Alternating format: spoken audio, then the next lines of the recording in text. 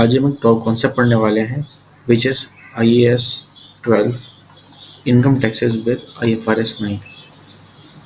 For example, हमने एक financial asset purchase किया है जिसकी कॉस्ट 1 लाख रुपए है। हमने ये कैश परचेज किया तो कैश क्रेडिट 1 लाख से financial asset fair value to OCI debit. On 31 March 2012 इस फाइनेंशियल एसेट की फेयर वैल्यू हो चुकी थी 1,10,000।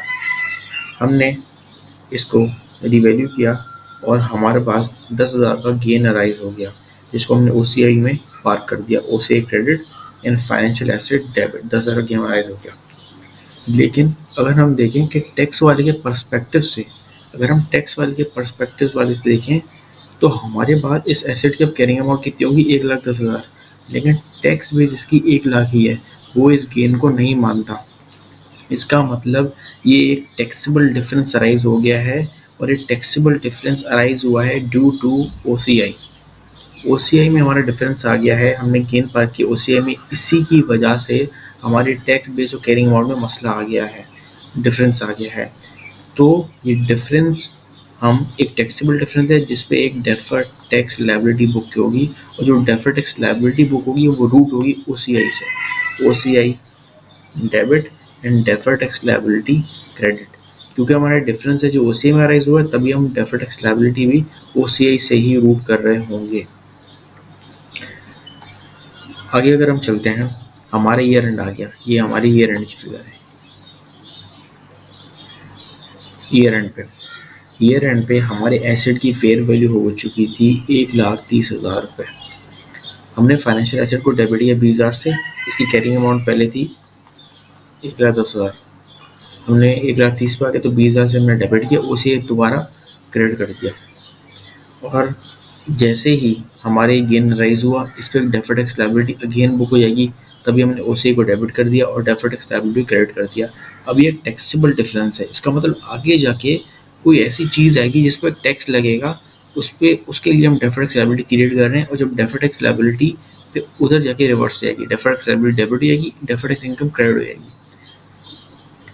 अज्यूमिंग के ईयर एंड पे हमने इसको रिवैल्यू किया 1,30,000 पे, और हमने इसको सेल कर दिया।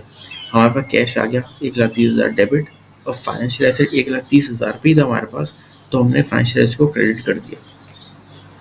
अब अगर हम इस ईयर की 2012 की करंट टैक्स की वर्किंग कैलकुलेट करें, फॉर एग्जांपल हमारा प्रॉफिट 1 लाख रुपीज़ हमारा प्रॉफिट है।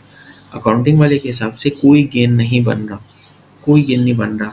द रीज़न बिकॉज वो अकाउंटिंग वाला 1,30,000 रुपये इसको कैरी कर रहा था, लेकिन और उसी वैल्यू पे उसने उसको बेच दिया तो ज़ीरो गेन आ गया। लेकिन टैक्स वाले के हिसाब से टैक्स वाला हमारे पास 1,30,000 की कैरिंग अमाउंट आ रही थी, लेकिन टैक्स वाले के पास सिर्फ और सिर्फ 1 लाख रुपये आ रही थी। तो हमने 1,30,000 में इसको बेच दिया, तो हमारा डिफरेंस कितना राइज होगा? 30,000 का। अब वो 30,000 का हमारा गेन राइज होगा। टैक्स वाला बोल रहा है कि भाई 30,000 का गेन आ गया, इसको मुझे टैक्स दे दो। तो हमने करंट टैक्स एक्सपेंस वर्किंग कर ली और 30% पे लगा के 0.3 लगा के 39,000 करंट एक्सपेंस निकाल लिया। अब हमारे हिसाब से तो गेन बन नहीं रहा, लेकिन टैक्स वाले के हिसाब से क्यों गेन बन रहा है? क्योंकि पास में हमने गेन्स जो हैं OCI में बुक किए हुए थे, जिसकी वजह से हमारी कैरिंग अमाउंट ज़्यादा हो गई थी और टैक्स बेस कम है, उसी वजह से हमारा गेन भी अराइज हो रहा है। तो इस गेन को रिवर्स करने के लिए हम एक डेफर्ड टैक्स इनकम बुक करेंगे। वो कितनी बुक करेंगे? जब हमने पहले डेफर्ड टैक्स लायबिलिटी क्रिएट की हुई थी, उसको हम पूरी की पूरी डेबिट कर देंगे और डेफर्ड टैक्स इनकम क्रेडिट कर देंगे।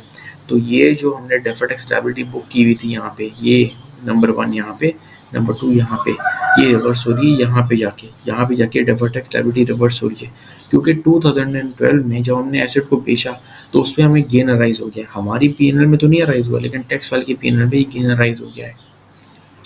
अगर हम इसी साल की टैक्स रिकन्सिलेशन बनाएं, तो टैक्स रिकन्सिलेशन में हमारे हिसाब से 30,000 का टैक्स बनता है, विच इज़ 1 लाख का 30%। लेकिन टैक्स वाले के हिसाब से 39,000 रुपीज़ टैक्स बनता है, क्योंकि उसने गेन पे भी टैक्स लगा दिया है।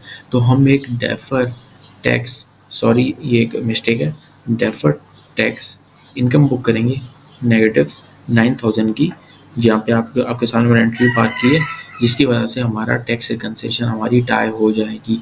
तो दैट वाज द रीज़न कि हमने पहले शुरू में ओसीआईस एक सवाल आपके जहन में आ रहा होगा कि शुरू में हमने deferred tax liability OCM create की, इसके जो रिवर्सल है वो पीएनएल में आ रहा है। उसकी एक वजह ये है कि हमारा जो शुरू में टैक्सेबल डिफरेंस था ना, वो ओसी की वजह से आ रहा था, तो हमने ओसीएम में डेफर्ड टैक्स लायबिलिटी बुक की। लेकिन अब ईयर एंड पे ये डिफरेंस हमारा टैक्स वाले के पीएनएल में आ रहा है, हमारे इस डिफरेंस ने हमारे पीएनएल को हिट कर दिया है, तभी इसका जो रिवर्सल हो रहा होगा वो पीएनएल से ही होगा। डिफरेंस जो है हमारा ओरिजिनेट हुआ ओसीआई से, लेकिन इसका रिवर्सल पीएनएल में ही होगा। होप आप लोगों को ये कॉन्सेप्ट समझ आ गया होगा।